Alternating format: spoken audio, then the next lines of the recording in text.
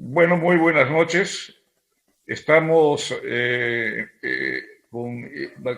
el marco de IDEPE y de contexto en esta reunión para tratar la problemática externa y de seguridad en el último mes y medio, es decir, en lo que va del curso de este gobierno.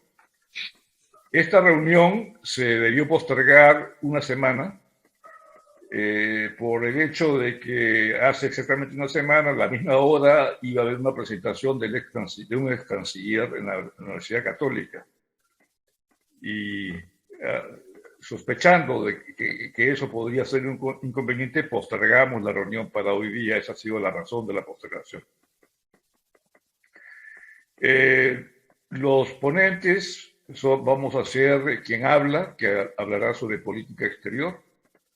En los últimos 20 días, un mes y casi 40 días, en materia de seguridad y defensa hará una presentación Enrique Obando, y en materia de orden interno ocurrirá lo mismo con Ernesto Morales. Hoy día el presidente Castillo se ha presentado en la Asamblea General de la ONU, la Asamblea General 76 de la ONU. Quizá dio ahí su mejor discurso, pero no por los contenidos, sino por el tono y porque por lo menos se mantuvo la compostura en la lectura, respetando la puntuación.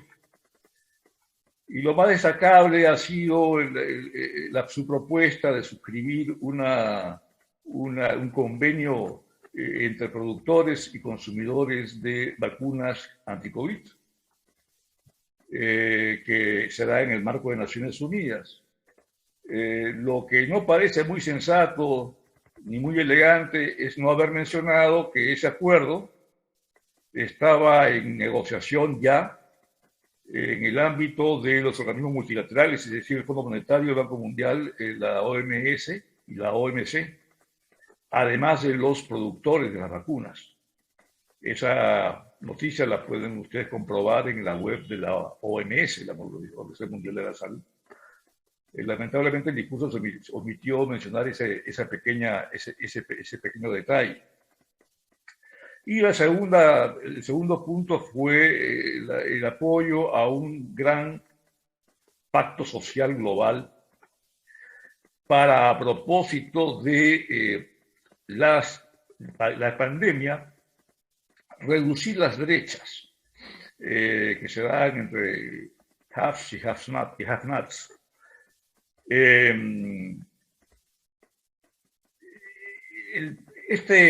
Este acuerdo, que el secretario general de Naciones Unidas mencionó como urgente en su presentación inicial, fue tomado por el presidente, pero me da la impresión que por su insistencia en la materia está visto más bien en la perspectiva del pacto social interno en el Perú.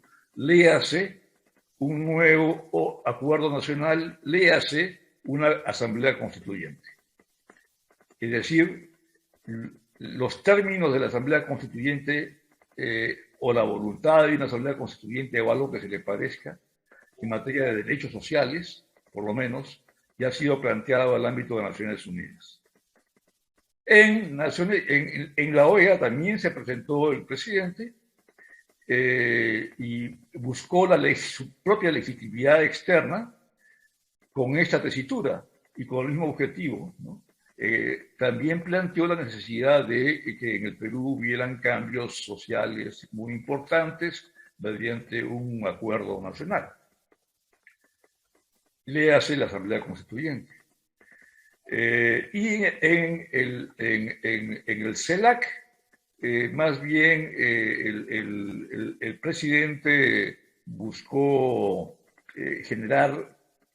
hizo una invocación a la unidad, con referencia también a la unidad nacional. Lo extraordinario es que hizo una referencia a la unidad externa y a la integración. Y el punto a mencionar en este caso es que mientras el presidente busca legitimidad y unidad en el exterior, En el interior tenemos una gran polarización. Y no es objeto de la política exterior generar, digamos, un escenario que no parta de un piso donde lo que se propone pueda ser realizado efectivamente. Por más legitimidad externa que eventualmente hubiera logrado, si no tiene legitimidad interna para estas reformas en específico, pues la cosa no va a marchar. Y la política exterior se ha comprometido con esos objetivos, ¿no? Esa es la primera cuestión. Esto es una contradicción. Búsqueda de legitimidad en el exterior y fragmentación interna con un elemento que intenta organizarlas, que es la Asamblea Constituyente, a la que se opone la mayoría de la población. ¿Cuál es el marco político en que se genera esta aproximación a la política exterior del gobierno del presidente Castillo? Bueno, lo primero que tenemos que ver es el programa de gobierno original, y el programa de gobierno original menciona con claridad las características de la región como tema central de la política exterior, y esta característica es la del control externo que existiría sobre la región. Le hace el imperialismo. Y todas las acciones correspondientes se leen bajo el lema del antiimperialismo, sin que tener que ver esta propuesta con el APA, ¿no? Esta es la realidad del programa de gobierno, del primer programa de gobierno. Mientras que en el programa de gobierno recortado, de los 100 días, no menciona el capítulo de política exterior. Por lo tanto, debemos concluir que entre el maximalismo del antiimperialismo como política y la ausencia de política, debemos remitirnos a la praxis, a lo que se irá haciendo según vayan surgiendo los acontecimientos y se vaya desarrollando la voluntad política del presidente y su partido y de sus agentes. Sus agentes son el canciller y sus embajadores. Ahora vamos a ver ese punto. Dicho esto sobre el marco político, ¿qué ocurre con el marco de seguridad? Que son temas que van a tratar mis colegas. Bueno, hay dos cosas que conciernen directamente la política exterior que mencionar acá. Primero, el presidente no ha roto con Sendero Luminoso. Sin embargo, en las Naciones Unidas y en otros escenarios ha establecido que el Perú y él se oponen al terrorismo, que condenan el terrorismo. Esta frase es una frase que está extraída de comunicados del Ministerio de Relaciones Exteriores en relación a acontecimientos que ocurren en terceros países, como el último fue en Colombia. Entonces, para no mencionar a Colombia, la Cancillería dice a propósito de ese fenómeno que se opone a la violencia y al terrorismo, venga de donde venga o cualquiera que esté fuera. Ese es un lenguaje que los partidarios del gobierno han asimilado y están usando para evitar la condena explícita del Sendero Luminoso, porque evidentemente esos contactos persisten y se niegan, aún en Naciones Unidas, a condenar lo único que les es pertinente en materia de terrorismo, que es el Sendero Luminoso, especialmente ahora que ha muerto Abimael Guzmán. No hay voluntad de recusar al Sendero Luminoso y se lleva al plano externo, disfrazado de un rechazo general, no específico, al terrorismo en general.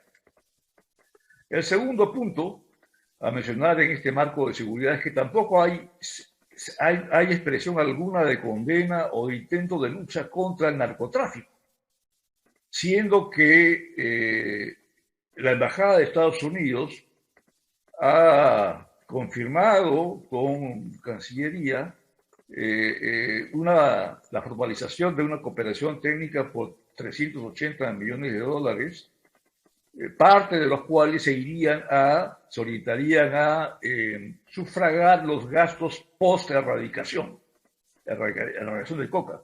Pero sucede que, en apariencia, No ha habido erradicación de coca en los últimos 2 años. Y según artículos de gente cercanas a esa embajada, más bien nuestro hectariaje se habría duplicado de 40.000 a 80.000 hectáreas, 70% de las cuales están en el Brain, muy cerca de Bolivia, donde reinan los sindicatos cocaleros. Bueno, este es otro escenario de seguridad sobre el que el Perú tiene política exterior manifiesta, intereses generales y concretos que defender y una posición establecida en el marco de Naciones Unidas y que no ha sido mencionada en ningún caso, por ningún motivo, lo cual resulta inaceptable. O sea, es un marco de seguridad muy poco consistente y un marco político inexistente.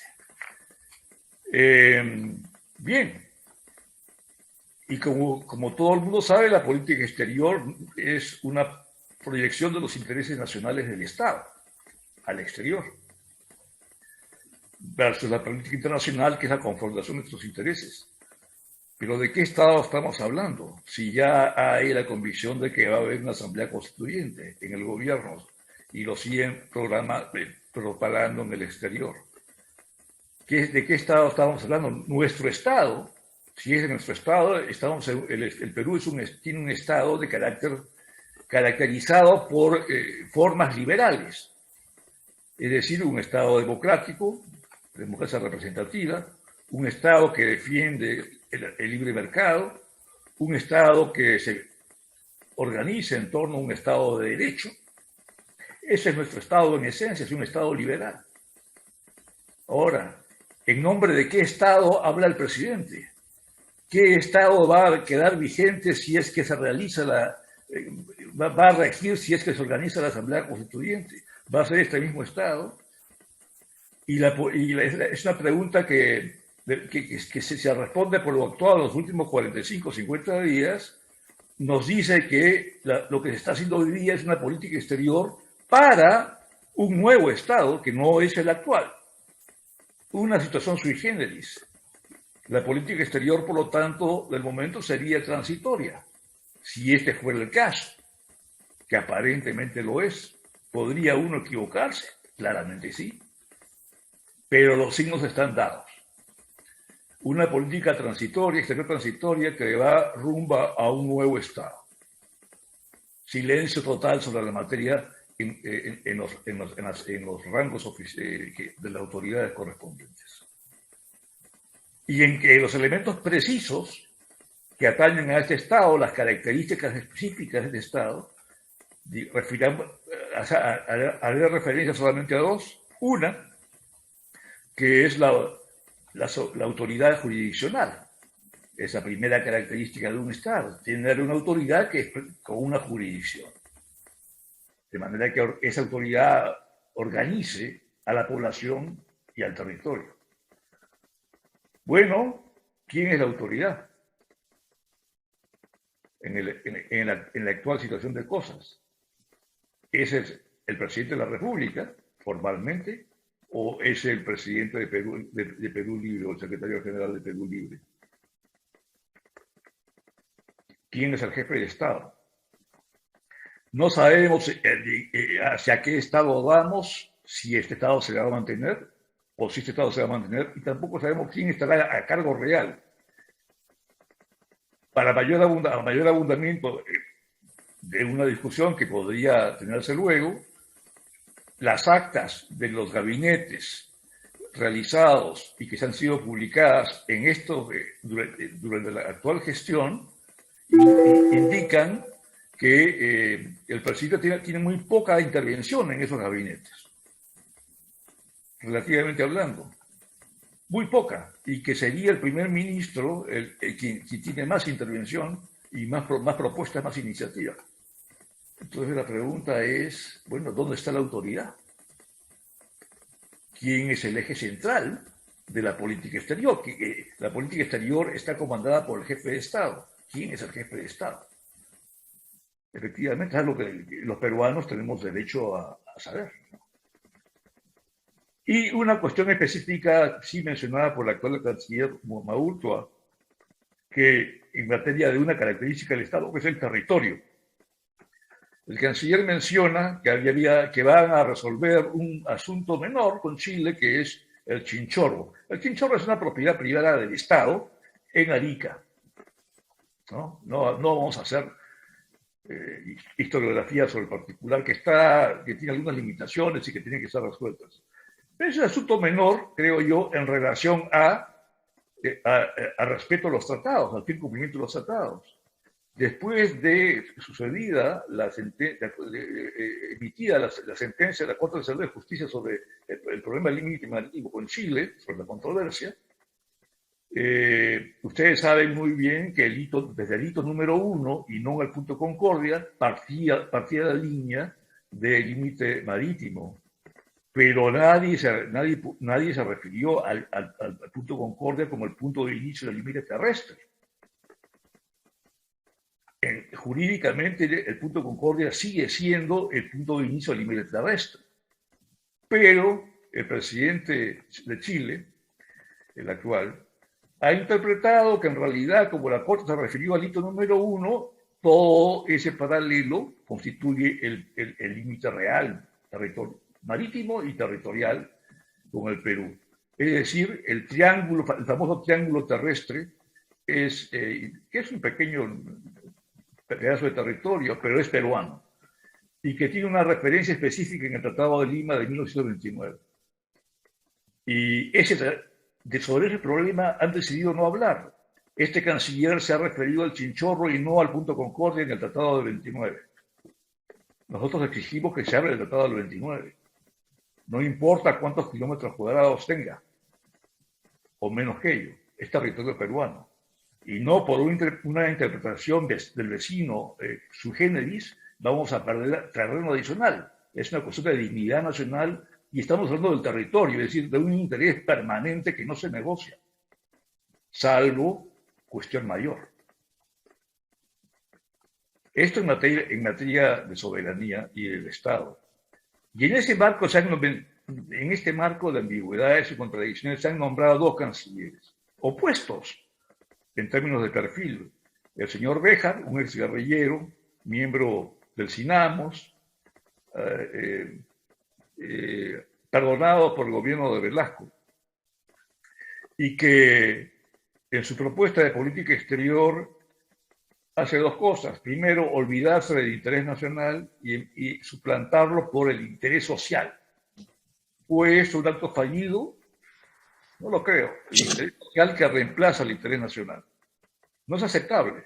El interés nacional es el género y el interés social es parte, un componente del interés nacional. El interés social puede ser transnacionalizado. El interés nacional no es transnacionalizado. Sobre el interés nacional podríamos hablar muchísimo, pero no lo voy a hacer. El métier, la materia de la política exterior peruana y de todos los estados es el interés nacional y no el interés social. El interés social se trata a propósito del interés nacional en política exterior, pero no es al revés. No se puede confundir el género con la especie. Y uno se preguntaba, ¿será esto un error? Y bueno, y entonces cuando el canciller Béjar confundió o infirió algún brebaje y dijo que se enteró el problema del terrorismo en el Perú había sido generado por la Marina y inventado por la CIA y tuvo en consecuencia que renunciar. Se nombró a un personaje de perfil opuesto, a un diplomático de carrera, de trayectoria conservadora, ex canciller con algunas puntualizaciones que no haremos, y que a la hora de su presentación desarrolló toda una agenda de política exterior como si estuviéramos en tiempos normales. Una agenda para tiempos normales, pero sucede que estamos en tiempos de crisis sanitaria y de crisis económica y de crisis política. Y su agenda es una agenda para un gobierno tradicional en tiempos normales, ¿no?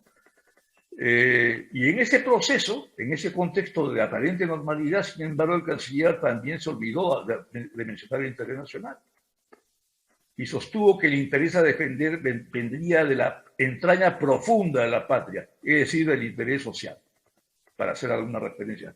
No quiso hablar del interés nacional, siendo un diplomático de carrera. Entonces uno se pregunta si el interés nacional está en cuestión, bajo una nueva óptica y las nuevas prioridades que van a terminar desnaturalizando el concepto de interés nacional, que no se ha querido replantear, no se ha redefinido, ¿no? Algo fundamental para un gobierno entrante. ¿Cuáles son los intereses que ese gobierno va a defender? Y no solamente sus preferencias, los intereses nacionales. Como consecuencia de esta ambigüedad surgen los nombramientos de embajadores, es decir, de aquellos agentes externos que van a representar y van a negociar los intereses nacionales o los objetivos nacionales que fueran negociables en el exterior. Y aquí tenemos dos grupos. Uno, el grupo convencional, los embajadores corporativos, que han ganado por mérito, sí, y también probablemente quizá por alguna negociación de personas muy próximas, y se han nombrado a estos embajadores en la OEA, en la ONU y eventualmente en Estados Unidos. Eventualmente digo porque todavía no es un hecho. Ese es un grupo. La OEA y la ONU son multilaterales, como ustedes saben, ¿no? Entonces, y el gobierno que privilegia el multilateralismo. Especialmente el canciller el ex canciller que nos representa ahora en Naciones Unidas. Pero en el ámbito bilateral, ese ámbito que según el embajador Magurtua se desarrolla a través de los círculos concéntricos cuya partida de nacimiento se le otorga a Carlos García Bedoya equivocadamente, grave error, porque este planteamiento de los círculos concéntricos es tan antiguo como los estados. El Perú, en función de ese escenario, de esa proyección de círculos concéntricos, prioriza, como todos los estados, la relación con sus vecinos. Y por lo tanto ha sido tendencia, tradición y producto de una buena decisión nombrar a los embajadores más capaces o más experimentados, con mayor representatividad y sobre todo profesionales, a los países vecinos. Muy pocas veces se han nombrado políticos en los últimos años a los países vecinos. Pero esta vez se ha nombrado a una aparente ingeniera, porque no sabemos si lo es o no lo es, cuyo mérito y calificación única es haber trabajado con el señor Cerrón en el gobierno de Junín. Y ella va a representar al Perú a Bolivia. Es verdad que el presidente tiene una capacidad de nombrar alrededor del 20% de los embajadores en el exterior a personas que no son del servicio diplomático, pero esas personas tienen que tener por norma ciertas capacidades elementales, funcionales a ese cargo. Esta persona proviene de la agronomía y su máxima actividad ha sido trabajar para el gobierno de Junín, bajo la batuta del señor Sarrón. ¿Qué hace en Bolivia? Si no es probablemente trazar lazos con el señor Evo Morales, que no es el presidente. Con lo cual estamos ingresando a un escenario ya no de intereses nacionales, sino de intereses de partido y transnacionales. Esa es la inferencia. Enseguida quisiera mencionar algunas exuberancias tautológicas. Digo que son exuberancias porque son ocurrencias excéntricas y tautológicas porque se definen a sí mismas o pretenden definir lo que ya está definido. Y me refiero a las características de la política exterior. Hoy día lo ha mencionado el presidente en las Naciones Unidas como gran cosa. La política exterior debe ser autónoma, debe ser democrática, debe ser nacional y debe ser descentralizada, además debe ser no ideologizada. Bueno, un lugar común. Toda política exterior pretende ser autónoma en la medida en que la interdependencia lo permita. Hoy día la autonomía no puede ser interpretada como autarquía. La autonomía implica reconocer que hay ciertos condicionantes externos, no objetos que vamos a leer y por lo tanto aplicar modernamente, como dice uno de los cancilleres a nuestra política exterior. Hay condicionantes externos que cualquier política sensata y prudente debe respetar, si no va a cometer actos de imprudencia, de irracionalidad. Entonces la autonomía tiene unos ciertos límites, claramente, en el siglo XXI. Una política nacional, bueno, toda política exterior se pretende nacional, no nacionalista, sino nacional. Sobre todo una etapa donde la soberanía relativa es la reina, no la soberanía absoluta, donde solamente los nacionales son los factores determinantes y condicionantes de la política exterior. Debo recordar que el Perú cede soberanía a los organismos multilaterales cada vez que esos organismos multilaterales se ocupan de temas que debieran haber concernido a políticas nuestras, como ocurre con todos los países del mundo. Me refiero a las reglas que provienen de los organismos multilaterales. El Perú no puede vulnerar las reglas de la OMC sin ser castigado, o no puede vulnerar las reglas del Fondo Monetario sin ser castigado. Ya nos pasó con Alan García cuando nos declararon inelegibles. No puede vulnerar las reglas de paz y seguridad de las Naciones Unidas si no queremos ser sujetos de sanción. Seremos soberanos, no podemos hacer lo que queremos. Y si no podemos hacer lo que queremos en el mundo, implica que debemos ceder algún tipo de soberanía. Por lo tanto, hacer reclamos de nacionalismo y de una política exterior nacional sin tener en cuenta estas precisiones elementales, suenan efectivamente a la tautología y a un ejercicio lamentable que es presentado ante las Naciones Unidas. La política exterior debe ser democrática. ¿Ah, sí? Bueno, el Estado peruano, ¿qué cosa es? La política exterior es la expresión del interés del Estado, y el Estado tiene intereses democráticos. ¿Qué tipo de Estado? De democracia. Democracia representativa. Nosotros nos regimos, nuestro orden interno se refiere a ese estado de cosas. Que no funcione es otro asunto, pero esa es nuestra referencia. ¿Verdad? Entonces, la política exterior democrática es reiterativa, ¿no? ¿A qué viene?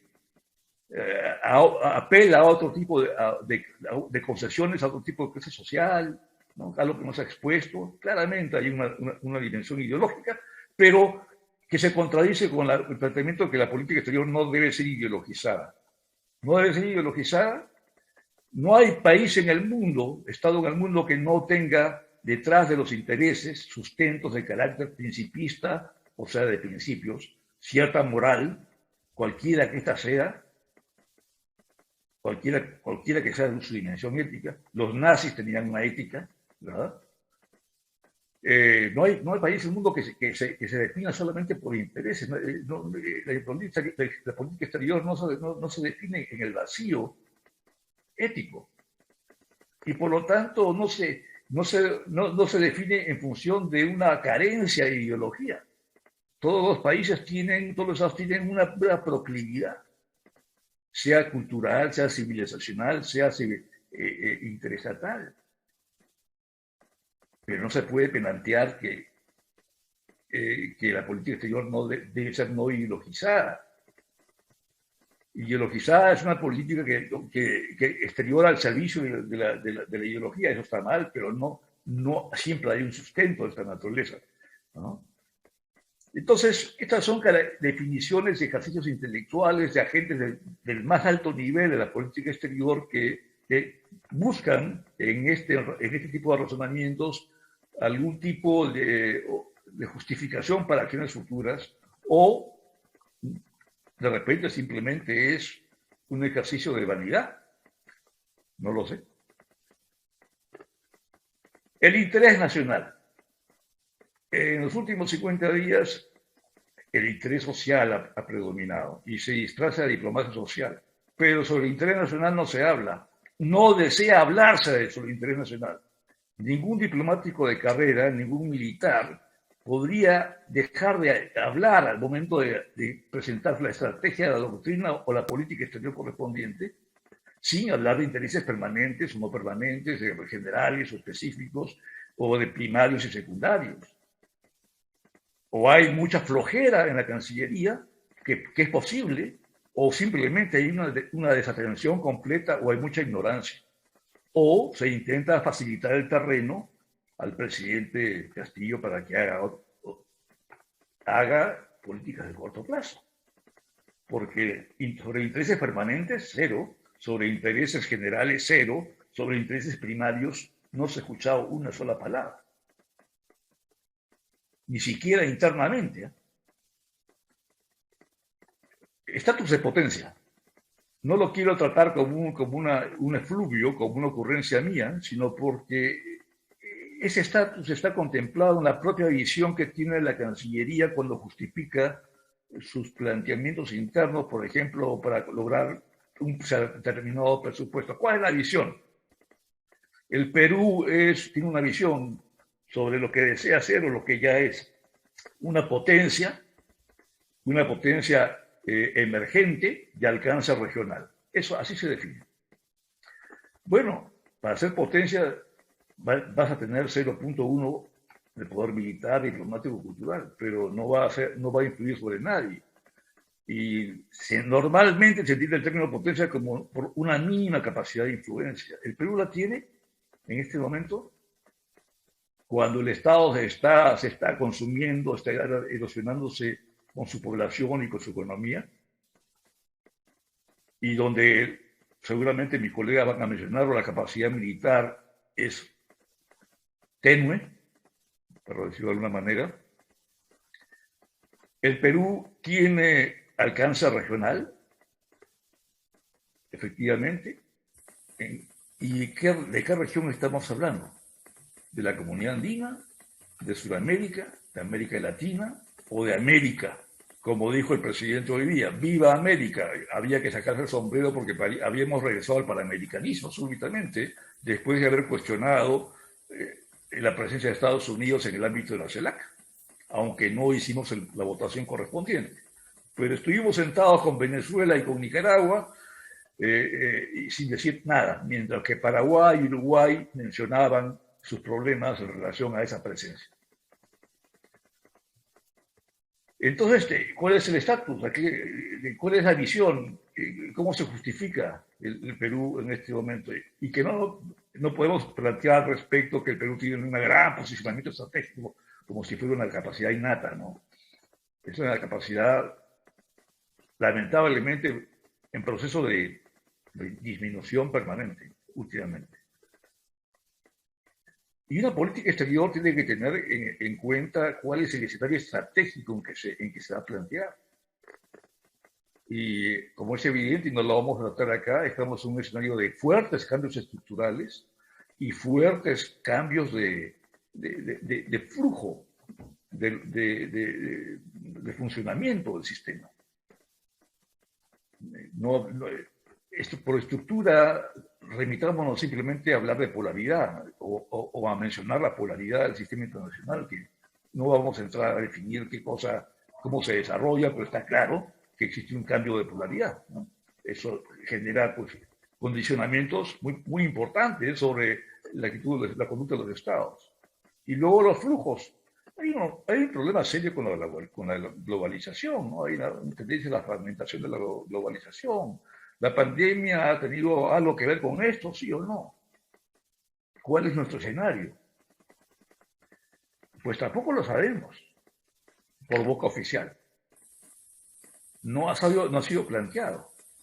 Hoy día el presidente mencionó como gran cosa, como si fuera un gran descubrimiento clausdiciano, que el contexto internacional era inestable, como toda referencia, inestable.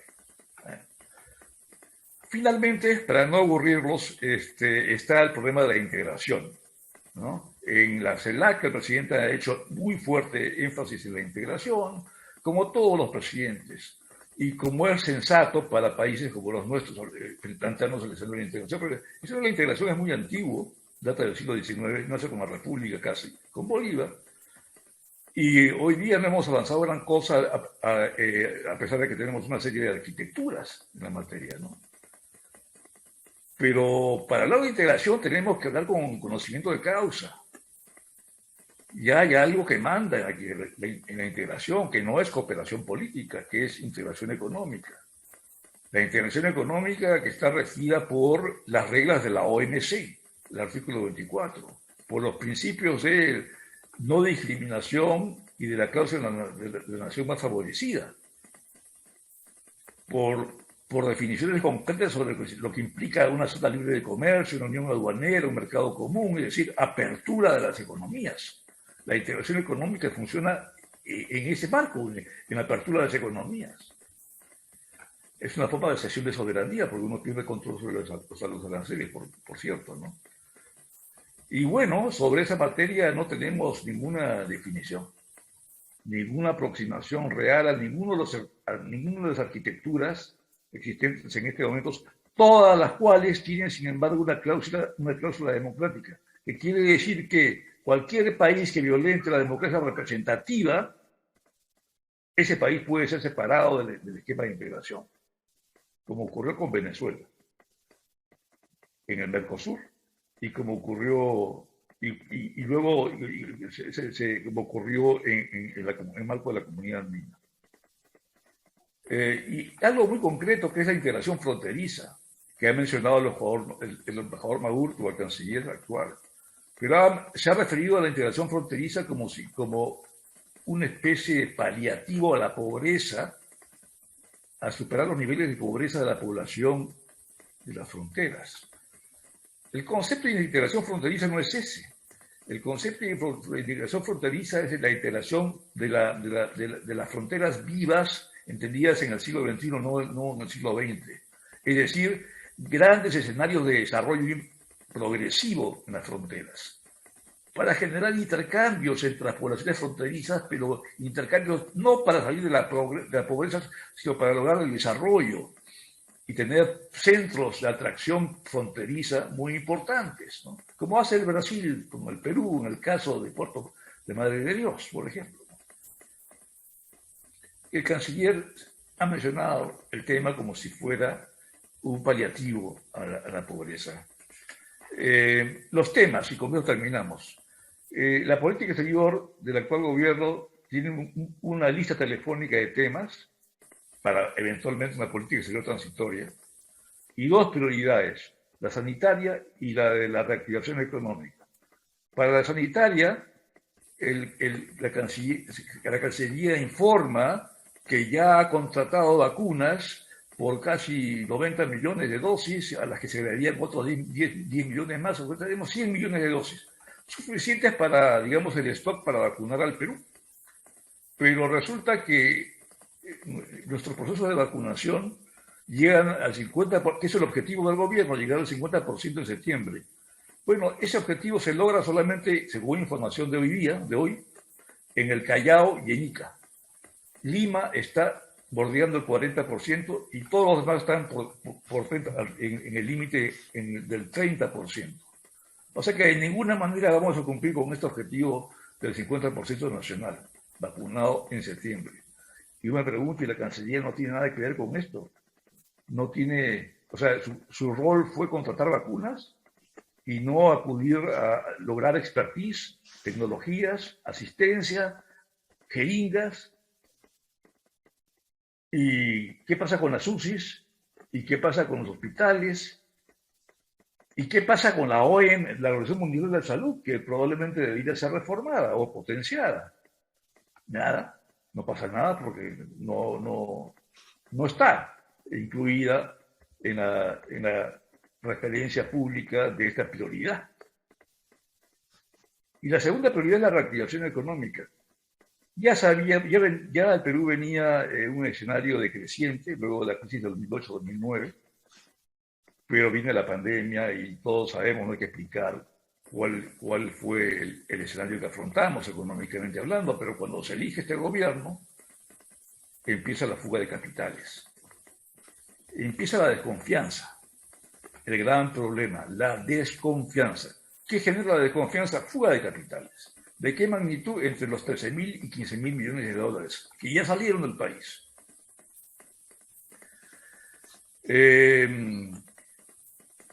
Devaluación, por lo tanto. Tenemos una devaluación del 5%.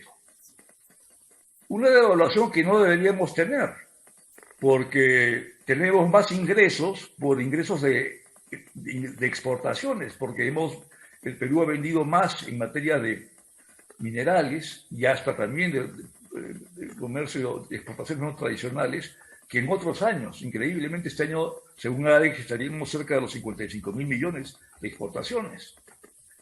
Por lo tanto, tendríamos más divisas y por lo tanto la moneda debía haberse revaluado, no devaluado, y se ha devaluado por desconfianza. Para no hablar del contexto externo, ¿no? El contexto externo es fundamental en esto. Y entonces uno dice, ¿y qué ha hecho, qué hace la política exterior para promover la reactivación económica y minimizar este riesgo de desconfianza? No hay escenario, no hay instrumentos. Bueno, recordemos algunos, ¿no? El primer generador de confianza en una situación de crisis es la expresión y el compromiso del fiel cumplimiento de los tratados. Este es el primer generador de confianza. El fiel cumplimiento de los tratados. Nos comprometemos a respetar todo lo que hemos firmado. No vamos a desafiliarnos de nadie. Y tampoco de los TLCs. Si hay que renegociar algún TLC, tendrá que ser de manera bilateral y tendremos que saber exactamente de qué nos estamos refiriendo. Los TLCs cubren el 90% de nuestras exportaciones, todos los que hemos firmado.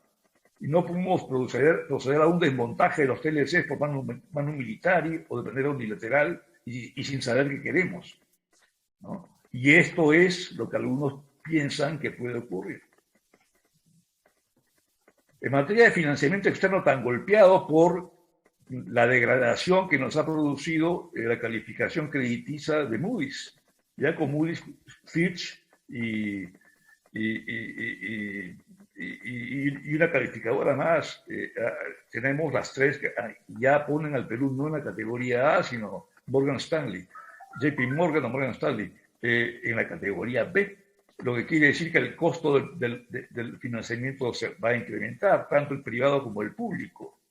Y la pregunta es, ¿qué ha hecho el sector externo para atenuar este efecto? Ya que Cancillería no es economía, ¿qué podría ser?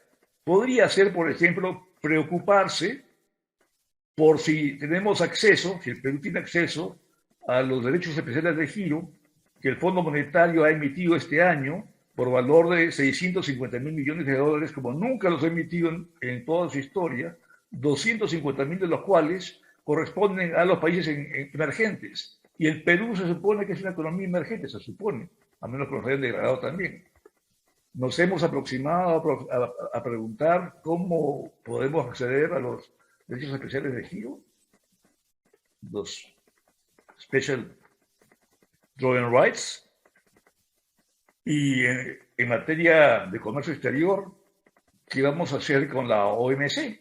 La OMC no está funcionando bien, la generadora de normas para todo el comercio exterior del cual vivimos en alguna medida, en muy buena medida. Y en lugar de ello, como el presidente Castillo parece no tener iniciativas en los gabinetes, entonces surgen ideas extraordinarias, como por ejemplo, dividir o eliminar el Ministerio de Comercio Exterior y Turismo para que turismo pase al Ministerio de Educación. Proyecto del Ministerio de Educación. Felizmente fracasado, pero si se hubiera discutido seriamente con la presencia de Cancillería en esa mesa, ese proyecto no podría haberse presentado. Y que la presentación del proyecto genera aún mayor desconfianza, porque no se muestra que no hay capacidad para calar bien el problema del comercio exterior. Y todo se remite a la promoción de comercio y no a las instituciones. Bueno, no quiero excederme más, ya me he excedido creo que bastante. Gracias a la paciencia de ustedes dos. Lo dejamos lo dejamos ahí, reiterando que esta es una política exterior ambigua y llena de contradicciones como hemos, creo, demostrado. Gracias.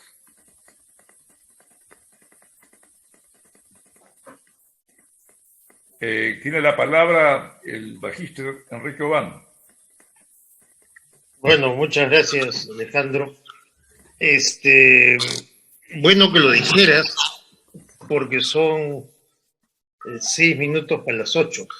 O sea que te has consumido prácticamente la primera hora completa. Lo cual hace que entre Ernesto y yo tengamos, ahora sí, efectivamente, que hablar media hora y no pasarnos de media hora. Bueno, yo quiero hablar sobre el tema de seguridad. Más bien defensa.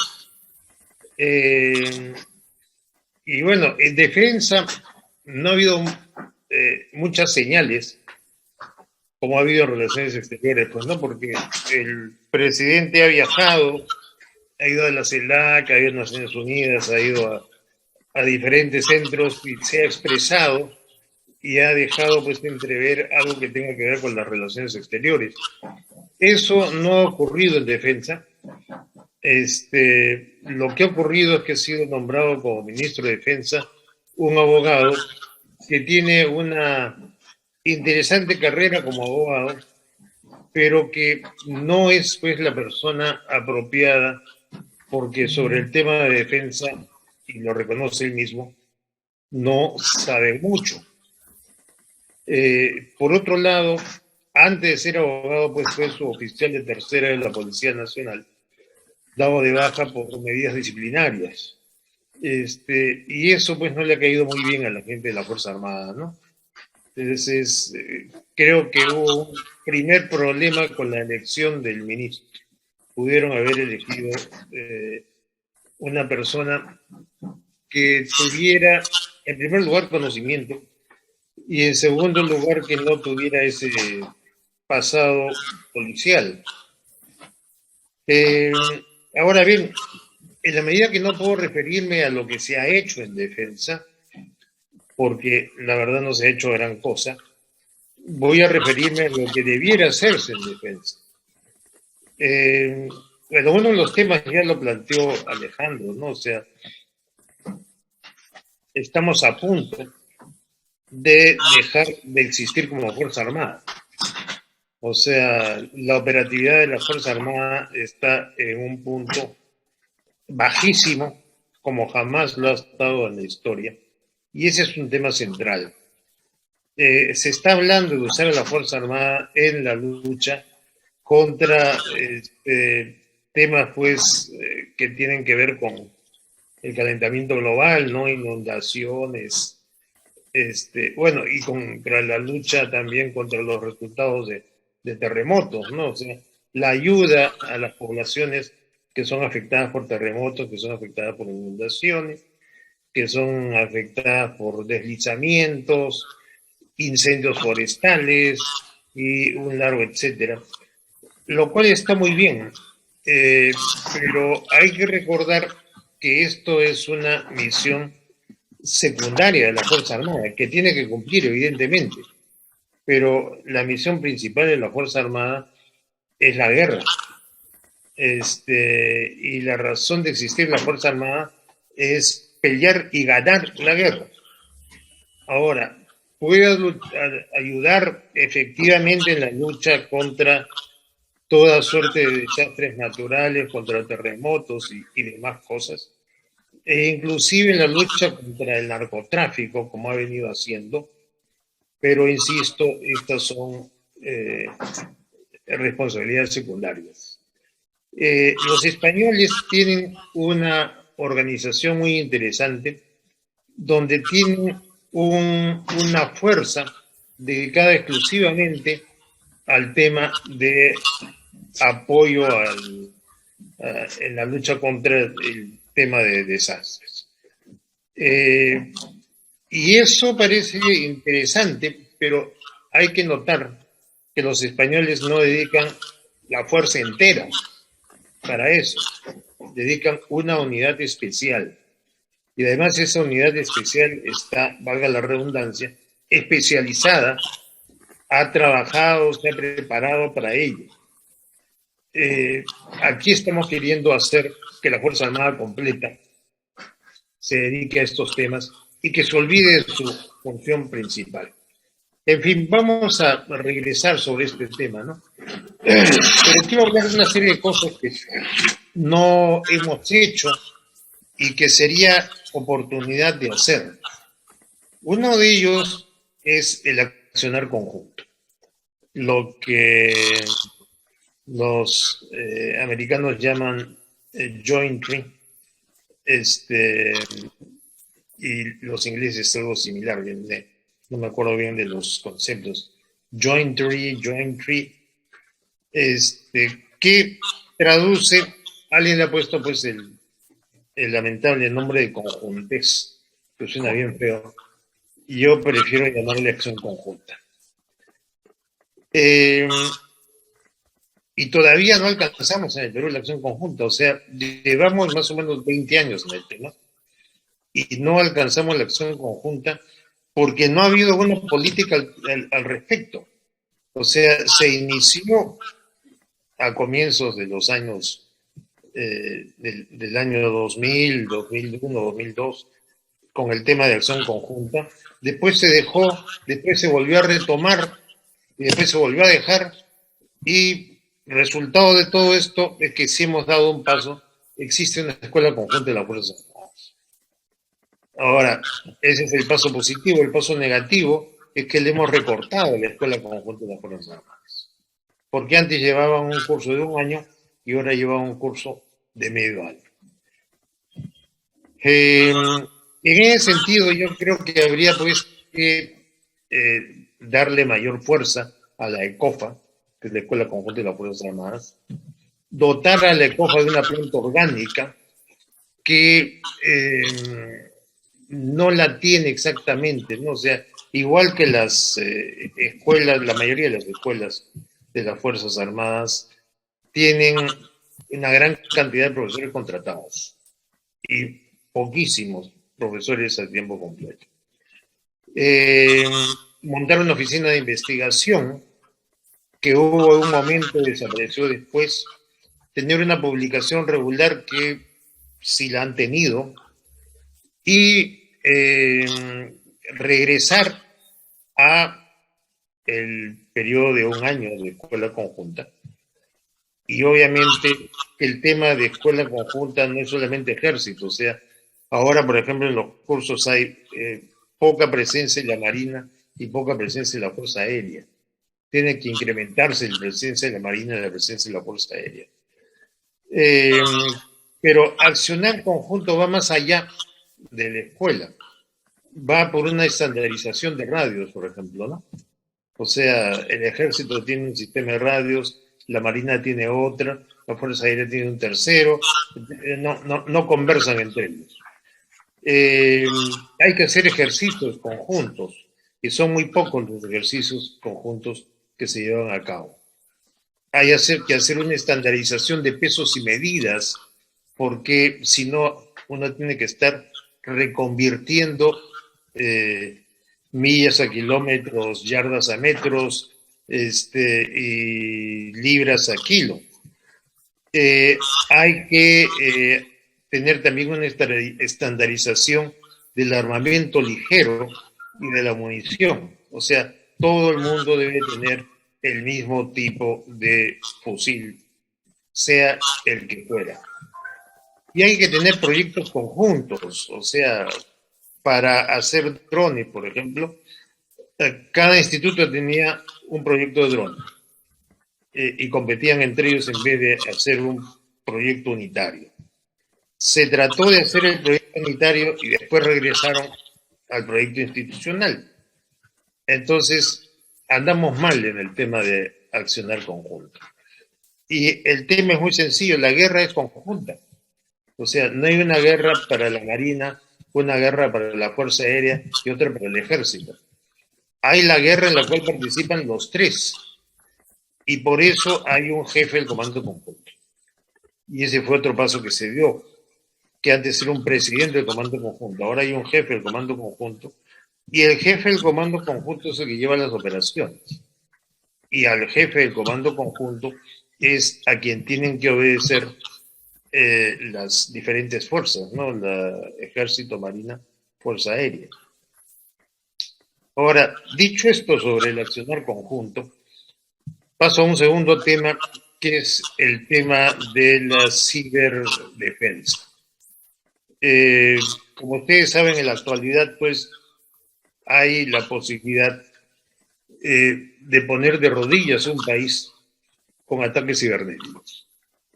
Y, bueno, ha habido, pues, una primera guerra cibernética, una ciberguerra entre la Unión Soviética, perdón, entre Rusia y Estonia, que obviamente ganó Rusia.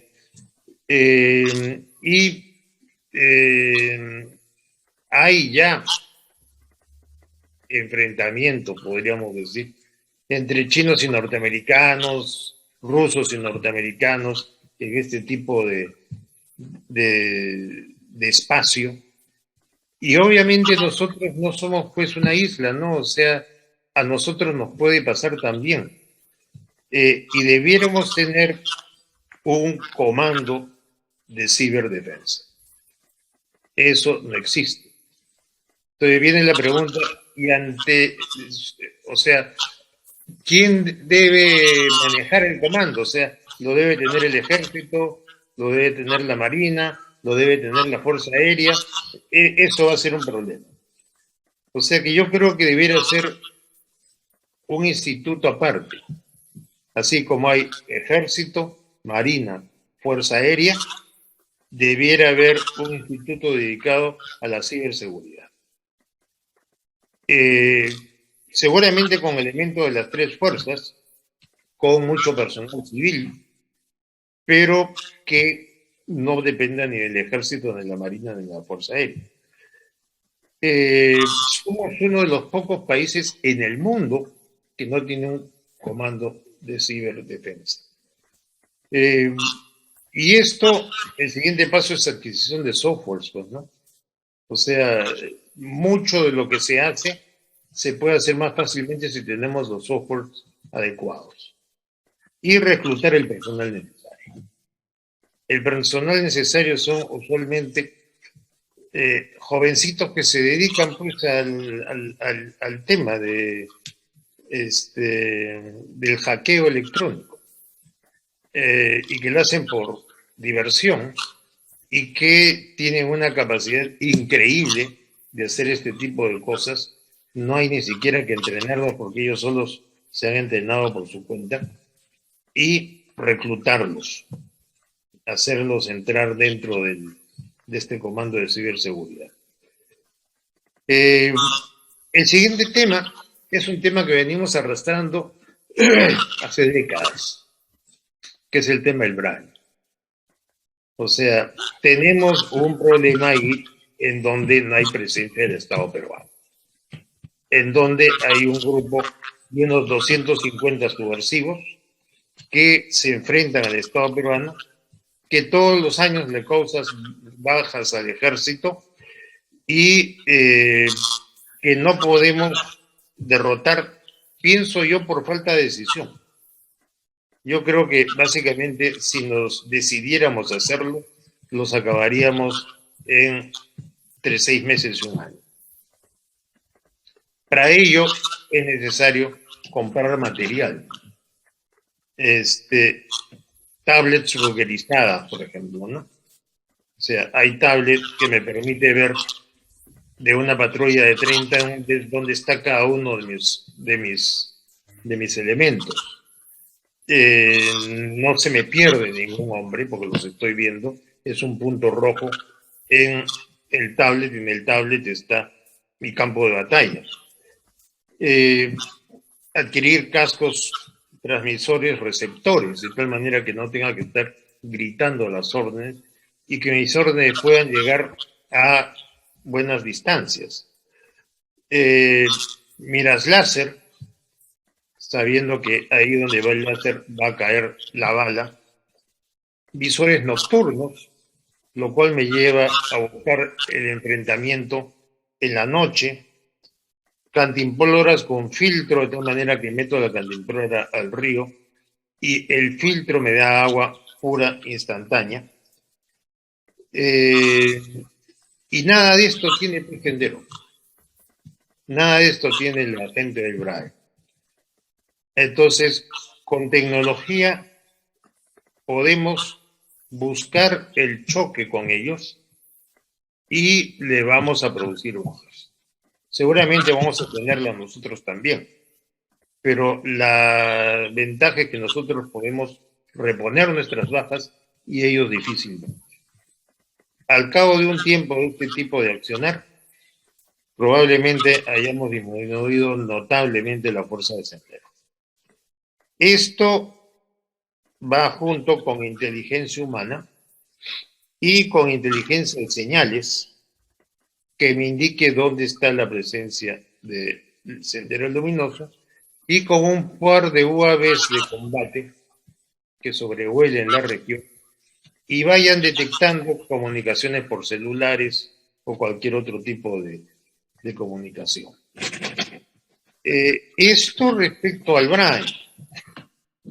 Obviamente hay mucho que profundizar en cada uno de estos temas, ¿no? Pero el tiempo me lo impide. Lo otro es una carrera profesional en el MINDEF. O sea, en el Ministerio de Defensa ocurre lo mismo que en todos los otros ministerios del Ejecutivo. O sea, la gente bien pagada entra por arriba. Entonces, tenemos ministro, viceministros, que en el caso del MINDEF son 2, secretario general, directores generales y directores. Todos estos entran por arriba, todos estos están muy bien pagados. Este personal cambia más o menos entre 6 y 8 meses, que es el tiempo que dura un ministro en el Perú. Entonces, entran supuestamente con una gran intención de hacer cosas, se toman 6 meses en aprender de qué se trata el asunto. Cuando aprendieron de qué se trata el asunto, ya los están sacando. Y vienen los otros. Y vuelven a hacer la misma, el mismo ciclo. La gente que está por abajo, que está un poco más permanente, aunque no del todo, son pues los CAS, que tienen contratos por 3 meses. Y cada 3 meses se le renueva el contrato. Esta gente es una gente permanentemente asustada, porque no saben en qué momento no le renuevan el contrato.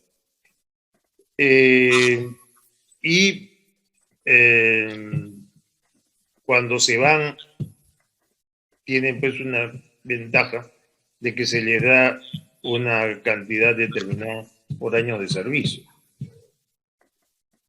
Pero como son CAS, no llegan a acumular pues muchos años de servicio. O sea, esta es la gente que entra por abajo y que entra en muchos casos por favores políticos también.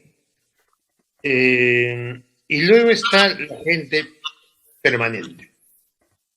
La gente permanente, que es la gente que no puede ser votada, salvo alguna falta muy importante, es la que peor gana. Y son el remanente de un sistema anterior que está a punto de desaparecer. Ese remanente está formado por gente ya de bastante edad y que lo único que está esperando es irse al retiro. No se le puede votar, tienen un retiro más o menos interesante, aunque tampoco gran cosa, pero definitivamente más que un CAS. Son muy pocos, son la memoria de la institución, pero están yéndose por edad. Y luego tenemos lo que se llaman los terceros. Los terceros son gente que en realidad no tiene ninguna relación con el ministerio, pero que son la mayor parte de la gente que trabaja en el ministerio. Entonces, estos terceros no tienen ninguna,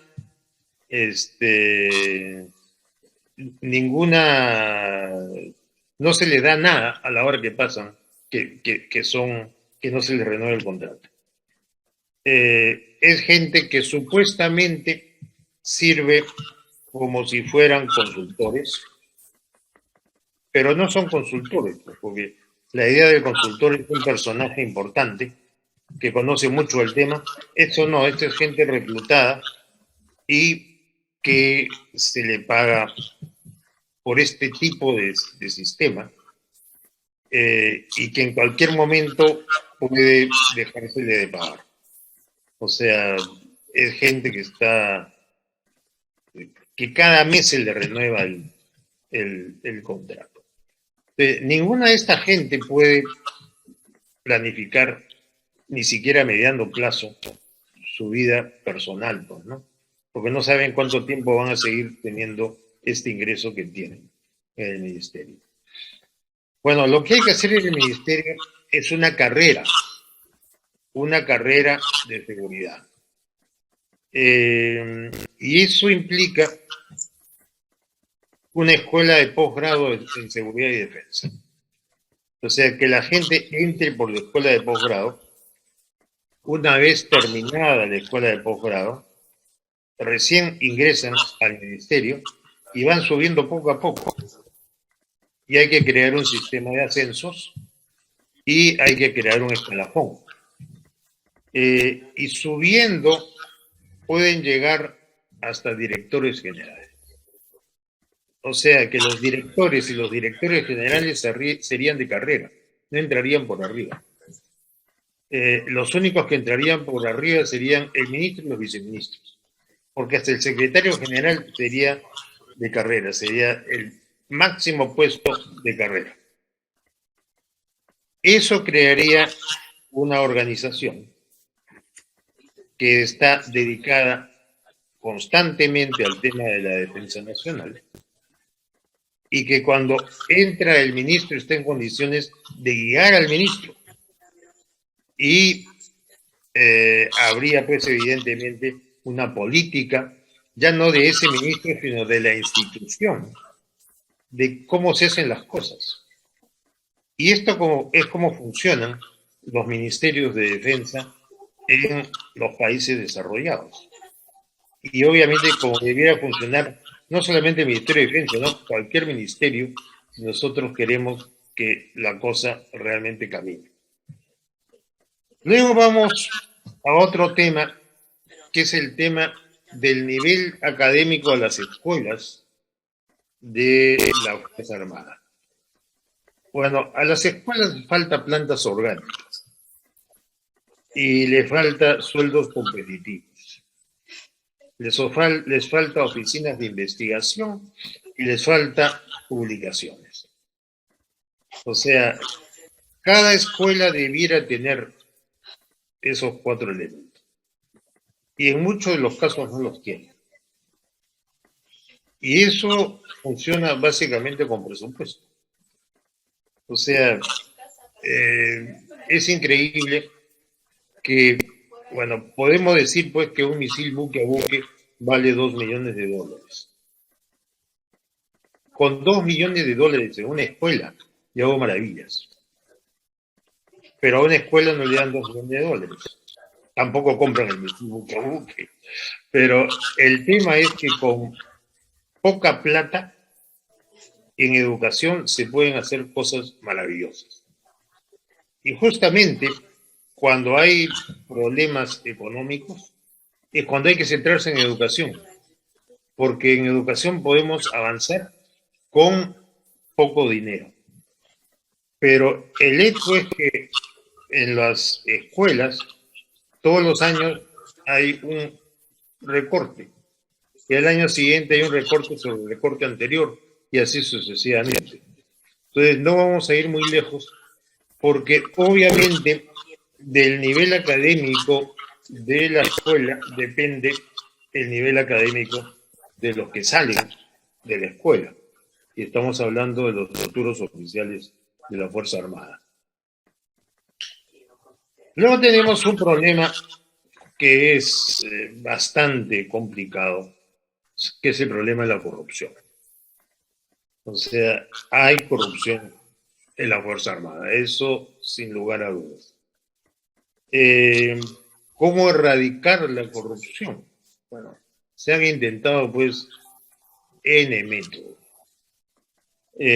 Tenemos algunos comandantes generales, el último que fue perseguido por esto se fugó, si ustedes recuerdan, y fue encontrado en Ayacucho y enviado a prisión por temas de gasolina, ¿no? O sea, el tema de la gasolina parece ser un tema permanente en la Fuerza Armada.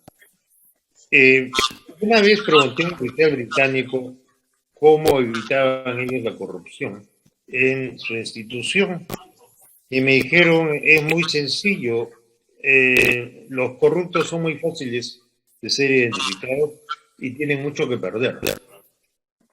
O sea, ¿qué tienen que perder? Tienen que perder su pensión. Tienen una muy buena pensión. Y nadie va a arriesgarse a perder la pensión. Entonces, en nuestro caso es al revés. Es difícil detectarlos y no tienen mucho que perder. Entonces, hay que invertir eso. Hay que invertir eso, hacer que tengan algo interesante que perder y que sea muy fácil detectarlos, y para detectarlos fácilmente está contrainteligencia. Y hay muchas cosas que no sé por qué no se hacen. O, por ejemplo, como el señor fulano, que gana tanto, tiene esa casa con piscina, cancha de tenis y demás cosas. O sea, ¿cómo hizo? Hubo un oficial de la Marina que dijo que él se había ganado no era latín que en ese entonces, no, sí, que había ido que le gustaba jugar estas cosas de apuestas y que había ganado N veces las apuestas y con eso se había financiado. Era de echarse a reír, pues, de la forma como él justificaba su dinero, ¿no? Luego viene el tema de la tropa. La tropa debiera ser profesional. Eso fue la idea original. Pero en este momento no tenemos tropa profesional. Lo que tenemos es tropa voluntaria, que no es lo mismo. O sea, tenemos voluntarios no profesionales. Uno, porque no están bien formados. Y dos, porque una de las calificaciones del profesional es que vive su sueldo. Y un soldado no puede vivir en su sueldo. Propina, le dicen. Entonces, el soldado debe entrar porque le gusta ser soldado. Pero el soldado debe entrar porque le gusta ser soldado, pero no descubrir que se va a morir de hambre. O sea, que sale de ahí como entró, según centavo. Entonces, hay que ver el tema de los sueldos de la tropa y hay que hacer que sean efectivamente soldados profesionales. O sea, soldados que tengan capacidad de enfrentarse a los mejores soldados de otros ejércitos del mundo. Un ejemplo nuestro es cuando nosotros hemos ido a Haití. No nos atrevimos a llevar tropa, porque teníamos miedo de qué cosa podía hacer esta tropa. Entonces, llevamos técnicos y suboficiales, además de oficiales. Pero montar, pues, un efectivo de técnicos y suboficiales sacado de los tres institutos es un costo altísimo. Se quiso hacer con el ejército dijo, bueno, yo no puedo desprenderme de tantos técnicos y suboficiales. Entonces recurrió a la Marina y recurrió a la Fuerza Aérea, y entre los tres reunimos 200 hombres, sumando técnicos, suboficiales y oficiales. Y la tropa no sabemos qué van a hacer, o sea, es un peligro llevar la tropa ahí. Bueno, está mal puesto. O sea, la base de un ejército es la tropa. O sea, a la hora de un conflicto, es la tropa la que pelea. Hay técnicos y suboficiales, pero la mayoría del volumen son soldados, en este caso profesionales. Y luego está el tema de la operatividad, que es el último tema que voy a tocar porque ya son 20 y 25, para dejarle media hora a Ernesto. Tenemos una operatividad casi cercana a cero. O sea, no tenemos defensa aérea, no tenemos radares, tenemos un solo radar. O como diría un ex jefe de Estado Mayor General de la Fuerza Aérea, tenemos radar y medio. O sea, al espacio aéreo peruano puede entrar cualquiera sin que nosotros podamos detectarlo. Y los aviones de combate, tenemos uno operativo. O sea, eso es realmente inconcebible. No estamos, obviamente, en lo que es guerra de redes. Estamos en la guerra de los años 80 del siglo pasado, que son guerras de plataformas. O sea, plataforma es cualquier vehículo donde yo pueda montar un arma. Un avión es una plataforma, por ejemplo, ¿no? Que lleva misiles. Un tanque es una plataforma que lleva un cañón y algunas ametralladoras. Un buque es una plataforma que lleva misiles y cañones. En esa época la guerra era plataforma. Quien más plataformas tenía ganaba la guerra. Ahora la guerra es de redes. ¿Qué redes? Redes electrónicas. O sea, las plataformas sirven en la medida que estén interconectadas entre ellas. Porque en la medida que estén interconectadas entre ellas, reciben la información de todas en el campo de batalla. Y la primera plataforma es el satélite. Desde el satélite podemos ver todo lo que está pasando abajo. Luego, los aviones AWACS, que son aviones radar, que me permite detectar los aviones del enemigo desde el momento en que están despegando de sus bases. Luego, mis radares. Luego, mis drones, lo que se llama UAV, aviones sin piloto.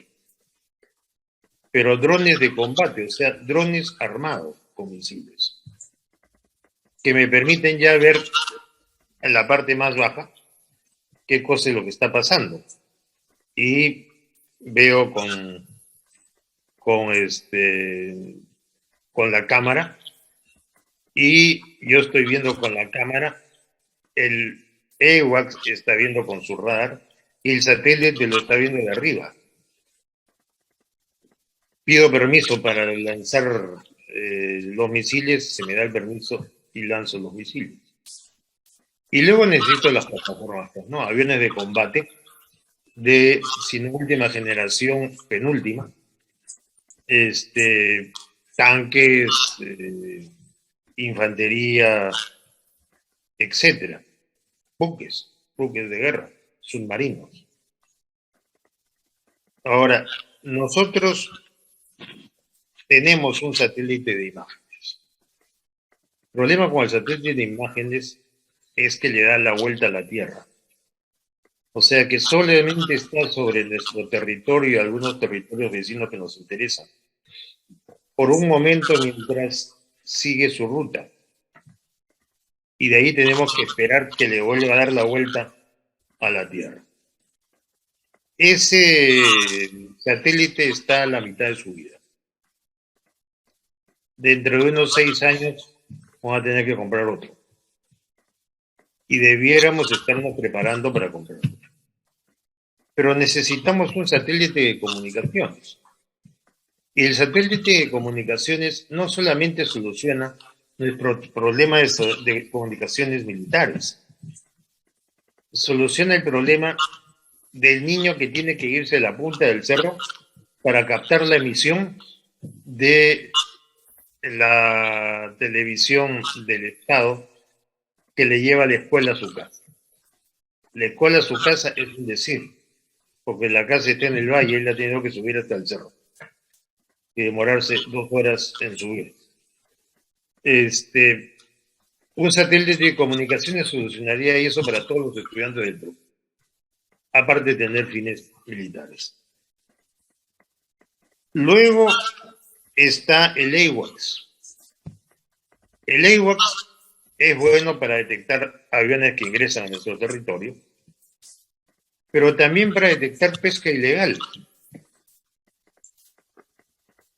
O sea, yo puedo detectar pesca ilegal que en este momento no la podemos detectar, porque no tenemos radares en la costa y no tenemos aviones de vigilancia.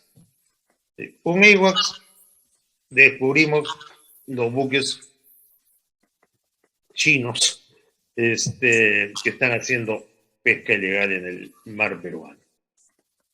Y nos permite también captar comunicaciones de celulares de los narcotraficantes, de los terroristas y demás cosas. O sea, tiene múltiples usos. Luego, radares. Como dije, no tenemos radares. Y en el tema de radares tendríamos que tener, bueno, obviamente radares, no solamente en la costa, sino en la selva, porque tenemos un convenio con Brasil de que íbamos a entrar al Cibán, pero eso implicaba comprar radares y comprar un AWACS. Y no hemos hecho ni uno ni otro, y de eso ya van 15 años. Luego comprar drones, pero estoy hablando pues no de estos drones que vemos con sus 4 hélices pequeños, estamos hablando de drones de combate. Y por lo menos una escuadrilla de aviones de combate de 4ª generación y media, para ponernos al día con todos nuestros vecinos. Nuestros vecinos tienen 4ª generación. Si nosotros conseguimos 4ª generación y media, la hemos hecho. O sea, con 12 de esos aviones solucionado el problema de la ventaja en el aire. Bueno, mucho más podría decir, pero ya le he robado 3 minutos a Ernesto, así que mil disculpas, Ernesto. Muchas gracias y quedamos contigo. Gracias a ustedes dos. Bueno, para mí es un gusto, ¿no? Estar con 2 personas por las cuales tengo un profundo respeto. Como le conté además a Alejandro en un momento, mi respeto obviamente con Enrique termina sumando más en la medida de que lo reconozco además como un maestro, ¿no? Como un mentor. Con nuestras diferencias, obviamente, si no, no seríamos amigos, ¿no? Ahora bien, vamos a materia entonces. En la parte mía vamos a observar lo que es seguridad ciudadana. Perú Libre, ¿no? Y aquí, por si acaso, o sea, para mí no hay ninguna diferencia entre Castillo, Cerrón, Bellido, etcétera, etcétera. Todos ellos son Perú Libre. O sea, esas discusiones sobre qué va a pasar, no va a pasar, dijo, no dijo, eso simplemente es para la galería, ¿no? Ya, ellos son una unidad, tienen sus objetivos claros, tienen sus caminos claros hacia ello, y lo que a veces uno puede observar son matices simplemente entre las personas. En el campo de la seguridad ciudadana, ellos están tomando este concepto, además de seguridad ciudadana, y no el de orden interno, curiosamente, ¿no? ¿Para qué? Para poder salir simplemente de las cuestiones netamente policiales, netamente delincuenciales, ¿no? Como dicen en la policía, ¿no? De la política delictiva, y más bien ir hacia un eje transversal que es la educación.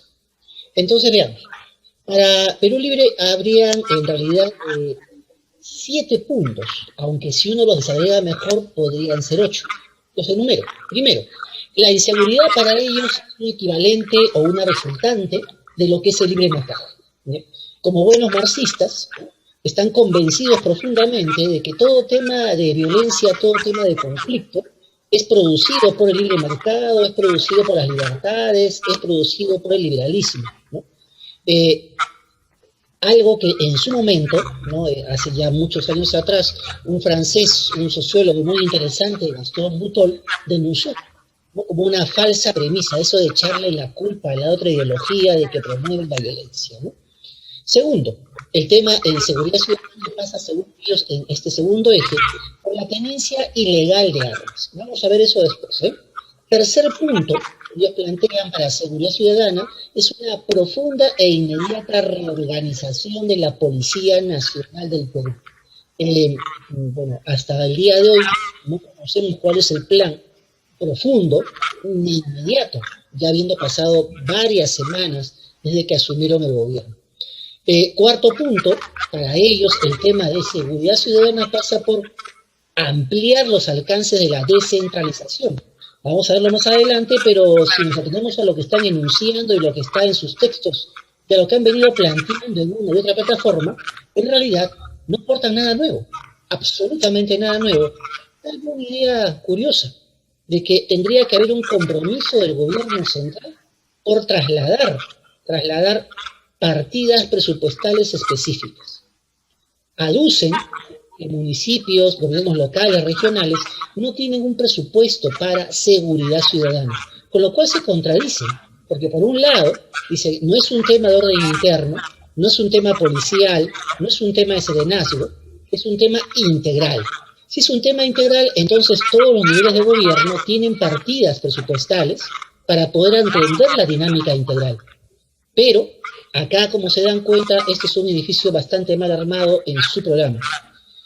Quinto, los factores de la inseguridad. Es ahí donde ellos hacen una lista larga de los factores de la inseguridad y terminan enunciando un último, que es la educación. Por lo tanto, educación sería un último factor, pero al mismo tiempo un sexto eje. Y ellos plantean que para poder solucionar la inseguridad, lo que tienen que hacer es un cambio total en la visión educativa a través de la escuela de todas las personas en el país. Con lo cual, además, se añaden a una enorme ficción, la ficción de la escuela, ¿no? Como que moldea como un barro a cada persona. Y vuelven a contradecirse, porque ellos enuncian constantemente la importancia de la familia, la importancia de la comunidad, la importancia de la cultura. Entonces, por lo tanto, como que hay desencuentros. Siguiente eje, los reos.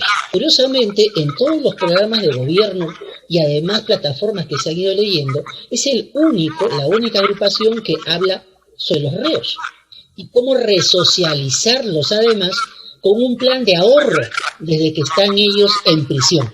Un plan de ahorro, 20% de lo que deben generar como riqueza propia, deben una cuenta para que cuando salgan de la prisión tengan un ahorro con el cual sustentarse y poder tener una alternativa laboral. En este aspecto es bien curioso porque eso se parece bastante a los programas pensionarios, más bien de los liberales, ¿no? Uno los puede encontrar en agrupaciones como Alianza para el Progreso, como Avanza País, como Perú Podemos, etcétera, ¿no? Sin que hablen de los reos, sino simplemente como una suerte de yo voy ahorrando para un plan de jubilación. Y por último, el tema de rondas campesinas y comités de autodefensa, en los cuales ellos plantean deben tener una suerte de jurisdicción autónoma donde ellos rigen. Con lo cual nuevamente quiebran la idea de una visión integral de seguridad ciudadana y la van segmentando. Pasemos a materia en el tiempo que tenemos disponible, ¿no? Lo primero, la idea de la seguridad ciudadana que se torna insegura debido a la razón principal sine qua non. ¿Cuál es? El libre mercado. El libre mercado que se basa en oferta y demanda convierte a la inseguridad en una actividad altamente rentable. Acá hay un problema de concepto, un problema simplemente de caricatura. Quien les habla definitivamente está lejos de ser liberal, sin embargo, hay que defender un poco a una ideología que no está siendo comprendida, ¿no? El libre mercado no incentiva la inseguridad. Lo que incentiva la inseguridad es la ausencia de inhibidores, como por ejemplo enunció Enrique Obando en su ponencia, ¿no? Si es que yo tengo facilidad para ser corrupto, por lo tanto seré corrupto.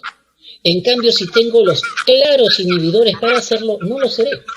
El caso británico es muy palpable, ¿no? En Gran Bretaña no se habla de corrupción cero, como constantemente hablan por acá algunos líderes políticos que incluso están perseguidos en países anglosajones, que fueron antes presidentes de la República, ¿no?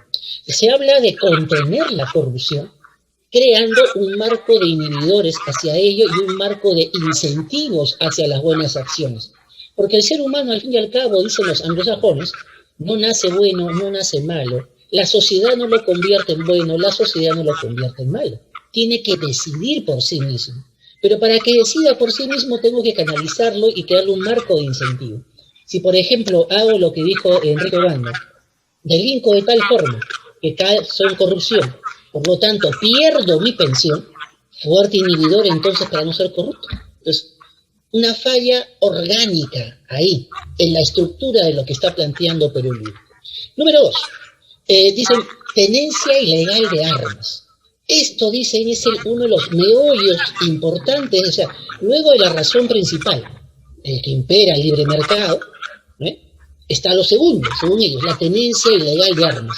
Pero no habíamos quedado entonces que lo que había era más bien una suerte de rentabilidad. Entonces la tenencia ilegal de armas sería algo rentable. ¿De dónde sacan ellos que habría una tenencia ilegal de armas que más bien va en contradicción según a las leyes del mercado? Habría que impedir, dicen ellos, el tráfico interno y externo. Eso lo podemos compartir, obviamente, sobre todo con la idea de que el Estado debe ser el único detentador del uso y la capacidad de la violencia. Pero a seguido hablan de cerrar tiendas y bazares. O sea, yo cierro una tienda y cierro un bazar porque según mi concepción eso es libre mercado.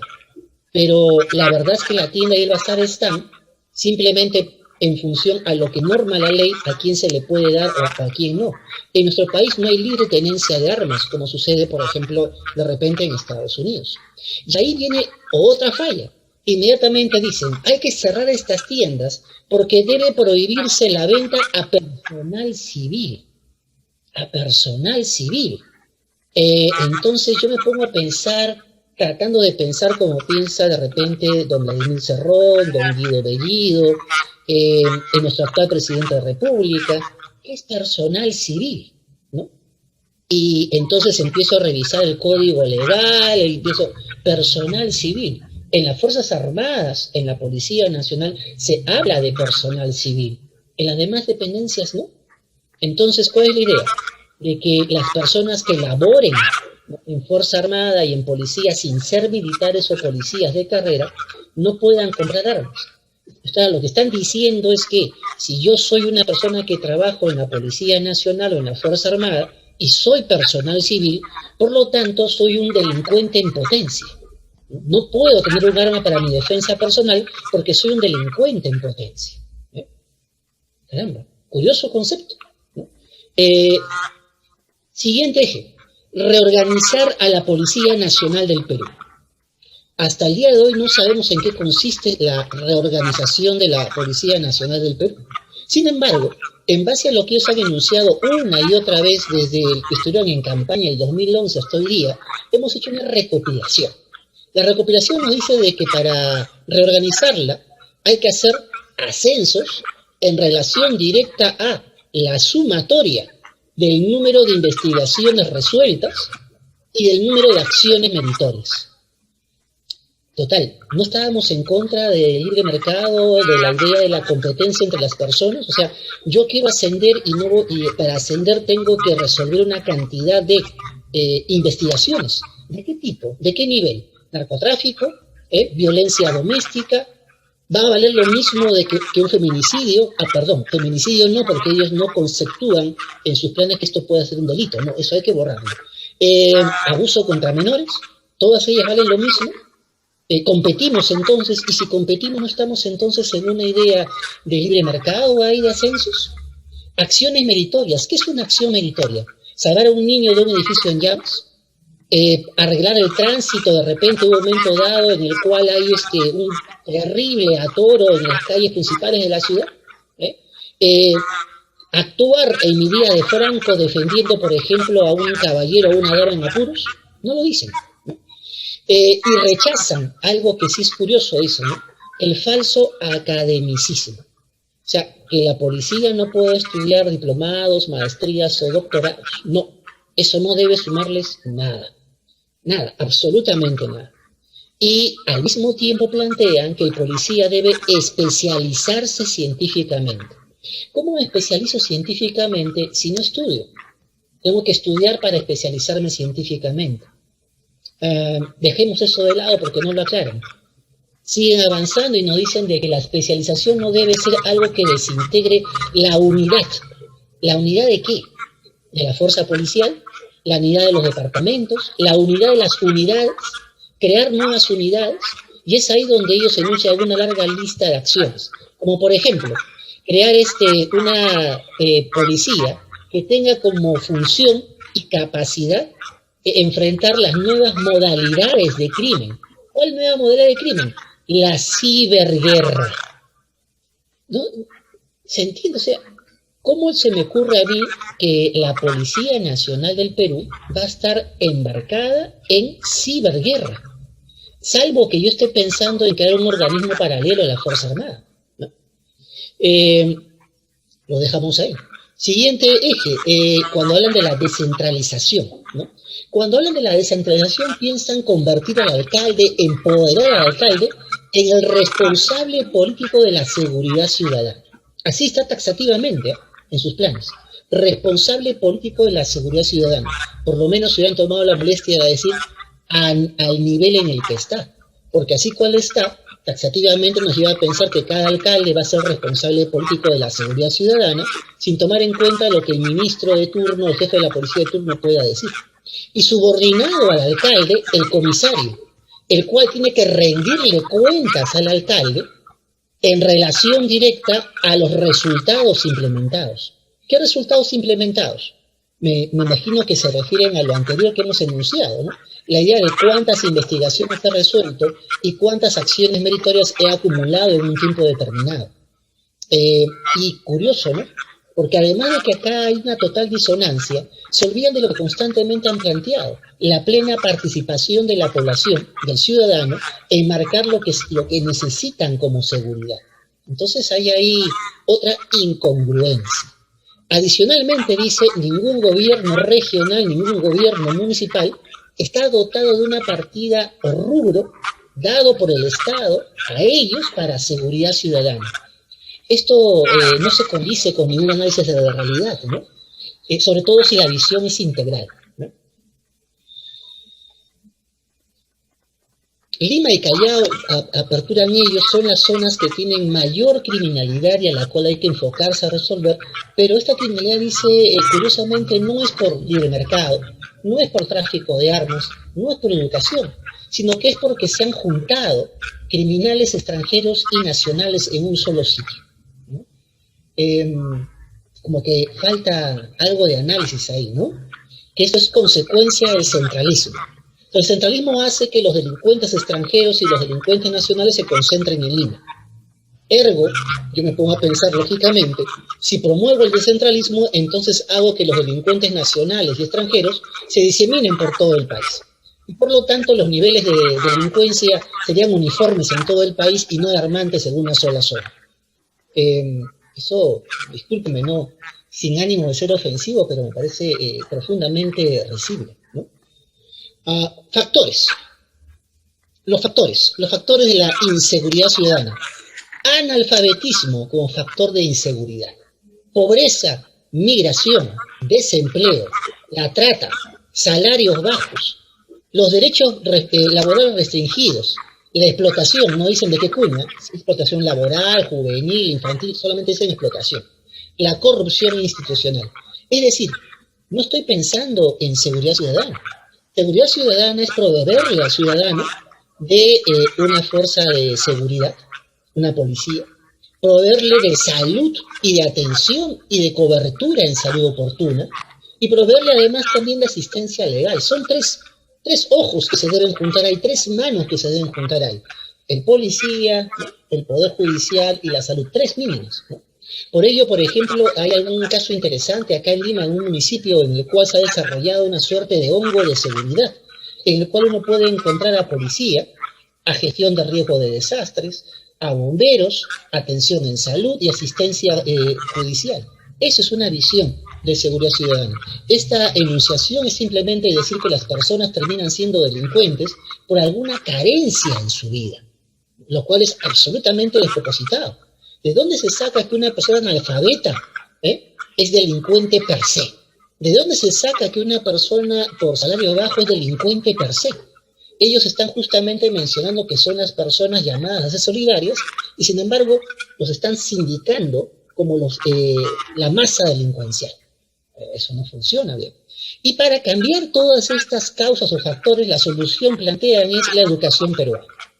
Esta educación peruana habría que rescatarla de las garras del neoliberalismo, rescatarla de las garras del mercado libre, rescatarla de la visión de la ganancia lucrativa, en la cual de repente podemos soltar algunas cosas a favor de ellos, ¿no? Pero que dicen después, hay que modificar el currículo para eso. O sea, modificando el currículo nacional, logro acabar con los factores de la inseguridad. Modifico el currículo nacional y se acaba con un plazo, supongo yo, de algunos años, no sé, de algunas décadas, algunos siglos, el analfabetismo, la pobreza, el desempleo, los salarios bajos. Es increíble la panacea de la educación, en este caso como lo plantean estos caballeros que están en el gobierno hoy día. Y terminan diciendo, ¿no? ¿Cómo se va a hacer eso? Un solo gran eje transversal. Una educación que promueve valores y principios. Bueno, en Afganistán ya hay un ministerio para eso, ¿no? Hoy día, creado por los talibanes. No sé si se referirán a ello. No sé. Los reos. En el caso de los reos ya lo anuncié al principio, así que creo que no hace falta decir nada más. La idea es de que sean productivos. Mientras están presos tienen que ser productivos. Tienen que ser rentables para el sector privado y público. Pero frenemos. ¿No era la idea combatir al mercado?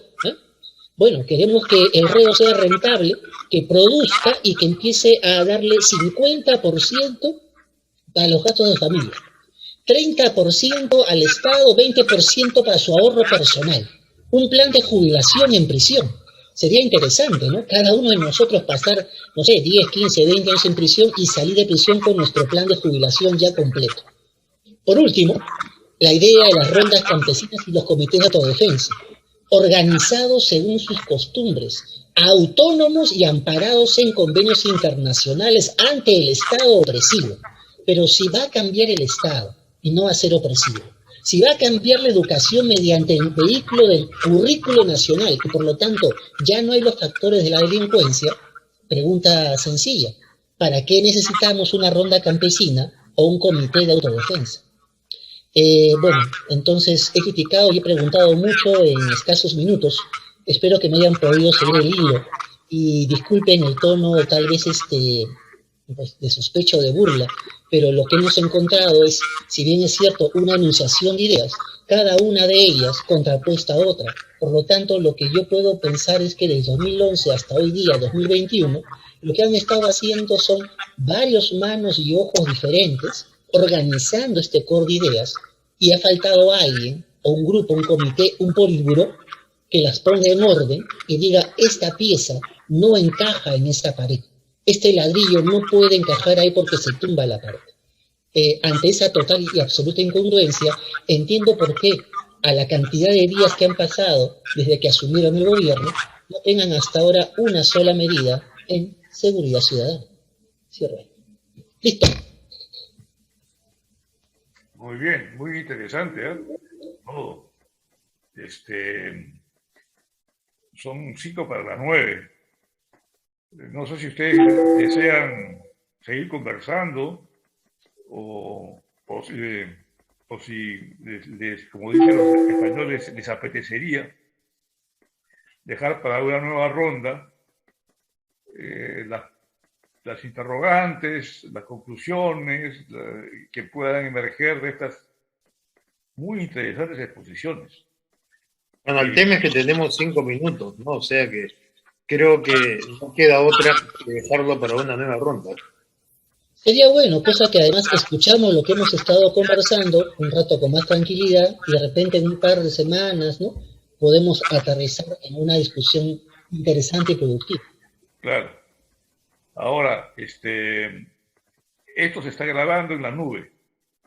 Entonces, todos ustedes dos, debería haber venido un técnico que felizmente no vino porque somos solamente 3, ¿no? Y mi temor era que pasara cualquier corte y el público en general se quedara pues en el aire.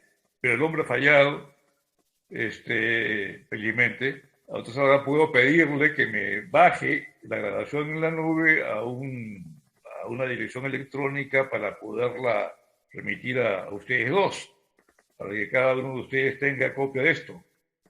Bueno, sería interesante y podríamos colgarlo en nuestras respectivas redes.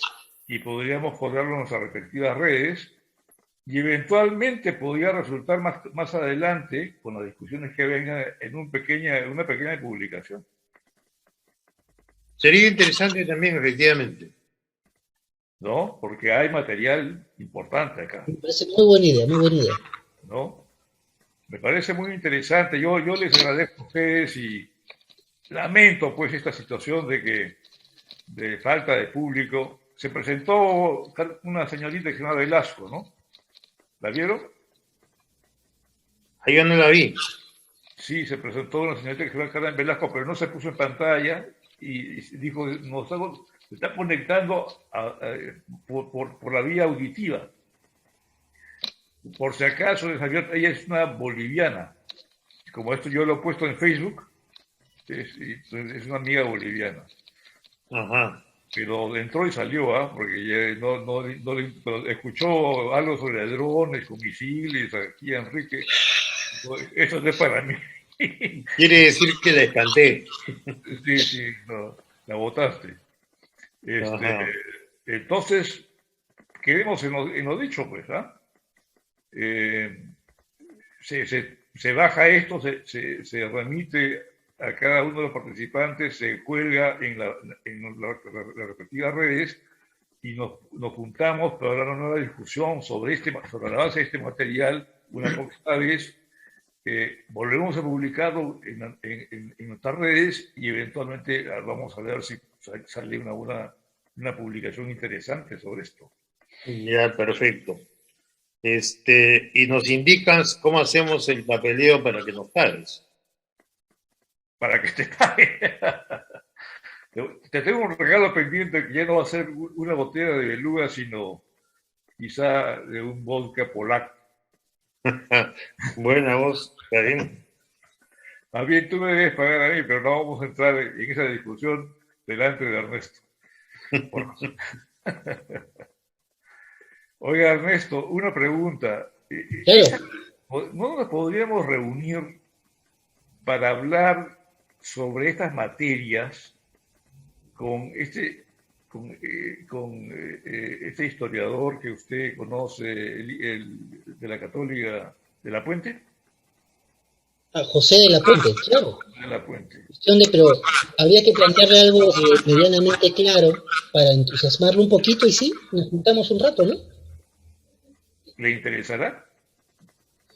Eso es lo que, no sé, habría, como digo, de llevarle un armadito, ¿no? Para que él pueda jugar con el armadito y de repente convencerse.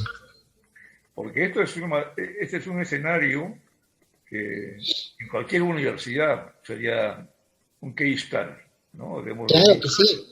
Además, en Católica tienen también toda una línea dedicada justamente al rubro de seguridad ciudadana. ¿Ah, sí? Sí. Ya, no La sabía. semana pasada o antepasada, no recuerdo bien, han hecho un evento dedicado justamente a ello. No, virtualmente, ¿no? O sea, esta peruana que tenemos en Chile, la señora Dagmar, ¿no? Ah, Dahmer, sí, sí he escuchado hablar de ella. Bueno, Enrique, quedamos en lo dicho. Ya pues, perfecto. Entonces, Excelente. yo te, yo les mando esto a la brevedad. Mañana mismo llamo a esta persona para que me ayude a bajar esto de acá de la nube, que no sé dónde queda, y se lo remito. Bueno, la nube indefectiblemente queda en Estados Unidos.